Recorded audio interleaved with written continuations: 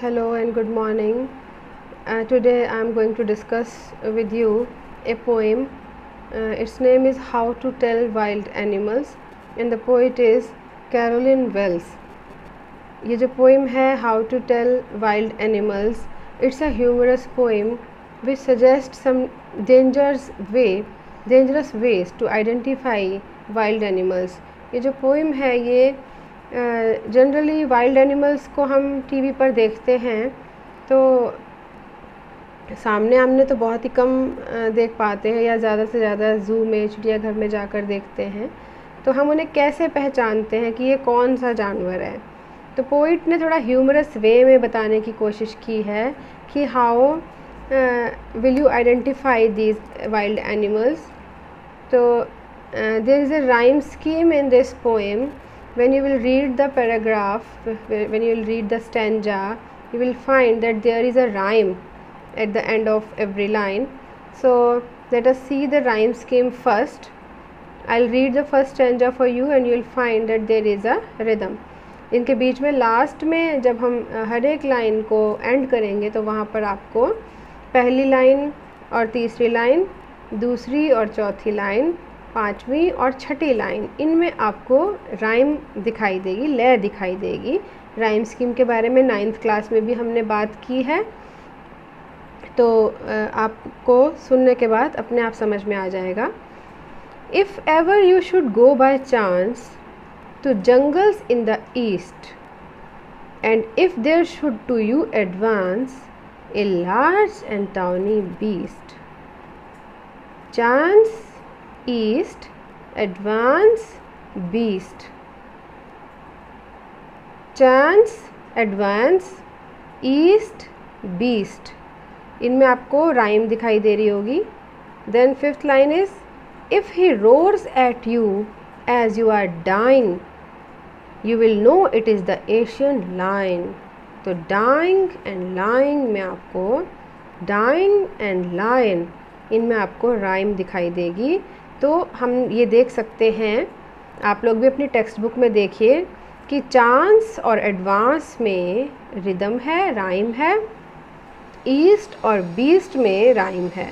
तो चांस को आप ए देंगे, ईस्ट को आप बी लिखेंगे, एडवांस को आप ए लिखेंगे और बीस्ट को आप बी लिखेंगे।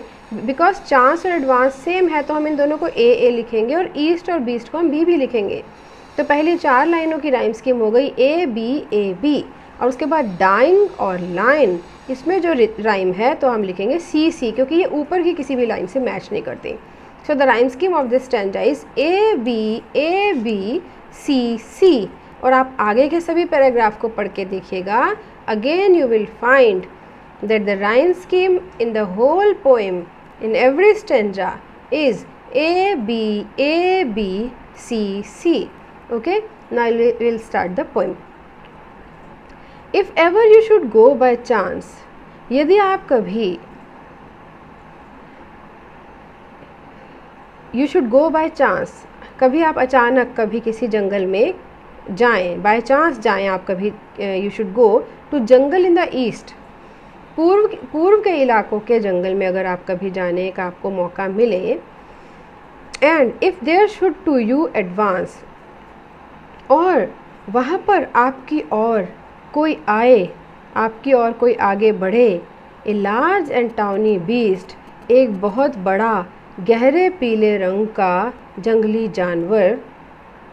If ever you should go by chance to jungle in the east, यदि आपको पूर्व के जंगल में कभी जाने का मौका मिले, and if there should to you advance a large and tawny beast, और यदि आपकी ओर कोई आगे बढ़े एक बहुत बड़ा और गहरे पीले रंग का जंगली जानवर, if he roars at you as you are dying, और वो अगर आपकी ओर इस तरह से गुर्राए कि आपको लगे कि आप मरने ही वाले हैं, you will know it is the Asian lion, तो आप जान जाएंगे कि ये तो एशियाई शेर है।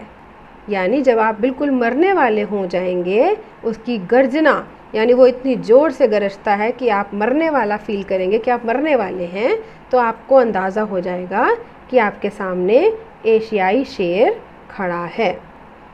सेकेंड स्टैंजा, और if some time when roaming round a noble wild beast greets you, और यदि कभी किसी समय आप ऐसे ही इधर उधर कभी कहीं जंगल में घूम रहे हों, ए noble wild beast greets you, और एक बहुत ही भद्र सेंसिबल सा जंगली जानवर आपका अभिनंदन करने के लिए, ग्रीट करना माने अभिनंदन करना, आपके पास आ जाए, with black strips on A yellow ground, और उसके पीले रंग का उसका शरीर है जिसके ऊपर काले रंग की पट्टियाँ हों, just notice if he eats you, और जैसे ही वो आपको खाने लगेगा आप उसी समय नोटिस कर पाएंगे कि this simple rule may help you learn, कि ये छोटा सा जो रूल है ये आपको मदद करेगा ये जानने में कि the Bengal tiger to discern, कि जिसे आप पहचान नहीं पा रहे थे, जिसे आप मुश्किल से पहचान पा रहे हैं,